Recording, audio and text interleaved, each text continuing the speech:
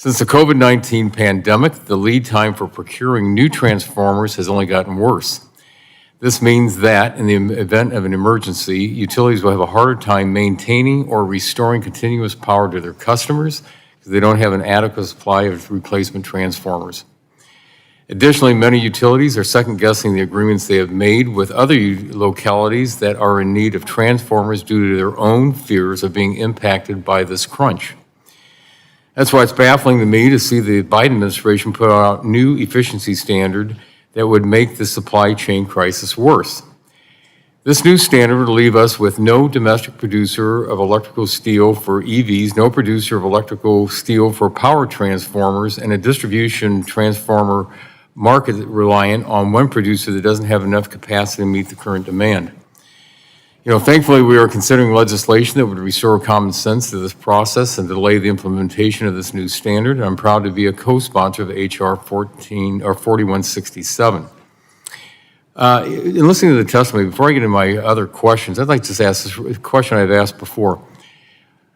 With the administration looking at the year 2035 saying that the United States should be totally reliant on EVs in this country, by 2035, we're going to need more power or less power in this country? If I just get a yes or no answer from both of you. All projections that I've seen and read state that as we continue to move forward and advance in America, we are going to need more power. Okay, thank you. I concur. Thank you. So both agree we're going to need more power. Since the Secretary Rodriguez, your office is tasked with ensuring the reliability of the nation's security grid. Given the challenges facing our country's electric grid, including the age of most of the grid's infrastructure, the ever-increasing demands and supply chain challenges, and distribution transformer lead times, why would DOE propose a new energy efficiency rule that put domestic steel manufacturers who are critical to ensuring an adequate supply of transformers out of business? There's a two-part response to that. Part one is we are mandated through legislation and a consent decree ordered by the court to take up the rule. The second part, which really gets to the heart of what you're asking, is this.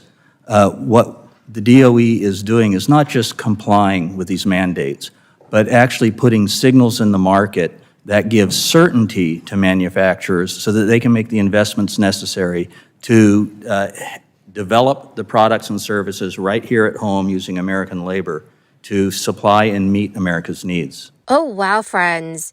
The Biden administration has just announced it will provide financial relief to millions of Americans. Billions of dollars have been approved to put towards this aid. This news comes as the United States faces another government shutdown, and low-income households risk losing their monthly benefits. So today I'll be discussing how this could affect you. So please make sure, friends, that you watch until the end of this video. Also, do stay tuned because I'll be announcing the winners of today's Walmart gift card giveaway. But if you'd like to enter these weekly giveaway, friends, all you have to do is click and like several of my videos and then comment below the keyword of each video that you watch. The more videos that you comment on, friends, the greater your chances of winning these giveaways. According to government officials, lower-income households will be hit very hard when a confluence of U.S. economic events kick off next week, including a sharp drop in child care funding. The Census Bureau calculates that about 12.4%, which is approximately 41 million Americans, live at or below the poverty line, which is set at about $29,678 for a household of 2 adults and 2 children. That rate fell to a record low in 2021, thanks to crisis federal support, but has jumped as these programs have expired. Hardline Republicans in the House have rejected a deal. Everything from economic data releases to food benefits may be suspended beginning on Sunday, and nearly 2.2 million government workers may be furloughed or forced to work without pay. The average member of the American Federation of Government Employees earns between $55,000 and $65,000 a year. But thousands of hourly workers earn much less, about $31,000 a year. These workers will all get back pay after the furlough or shutdown is over, but contract workers who earn even less will not be eligible for the back pay. A government shutdown could cause a rapid loss of food benefits for about 7 million low-income women and children who receive WIC benefits. A separate benefits program, SNAP, which is a separate benefit program, will continue as normal for the month of October, but may be affected afterwards. More than 41 million Americans rely on SNAP to make ends meet. Inflation has put new pressure on household budgets, with prices much higher since the crisis for goods, from bread to fresh vegetables and even baby formula. Crisis-era federal funding for the U.S. child care system will end Saturday, and a bill to restart it by Democratic lawmakers, including Senator Patty Murray and Representative Rosa DeLauro, has no traction in Congress. Analysts say that more than 3 million children will lose access to quality childcare, and thousands of providers will be forced to close, lay off childcare workers, or reduce slots for children. Sadly, low-income families will be hit the hardest. The Century Foundation says that 70,000 of about 220,000 childcare programs that receive federal help could close down. Also, friends, just today, the Biden administration announced its next move on student loan forgiveness, pointing towards an effort so far than the mass debt relief it previously offered.